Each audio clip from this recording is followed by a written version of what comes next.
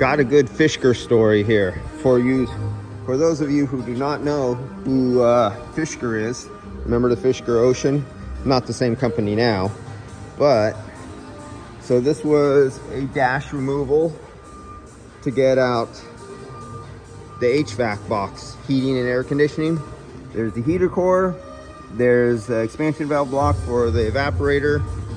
So what happens is the actuators go for the blend air doors and stuff.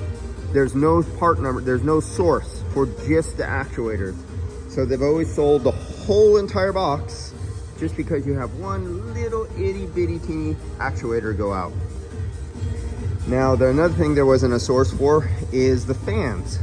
So there was no source for the fan. Well, what I was just told was these are not sourced from automotive. These are sourced from like residential commercial. And guess where? They found out they could get a source for these fans from Home Depot. This is your bath fan. Believe it or not, basically it's a bath fan. And you could get it from Home Depot for $120,000 car. That is a little bit of a surprise, but okay. I'll see you guys later. And we're doing the air conditioning on this little guy here. So hey, I got the Mighty Max and Mini Max, Mini Me, going at the same time. There is the water pump, providing your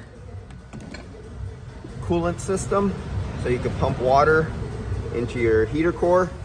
There's that expansion valve that we were just looking at, that case, that HVAC, where's that guy? Right there. We were looking at the expansion valve. This is where it sticks through. So the case is located right in here, right, shoved up this way. All right, see you guys later. Just a little, look at, did we have a mouse? Yeah, we had a mouse chewing on the edge of that, right there. A little mouse chewing on the filter. See ya.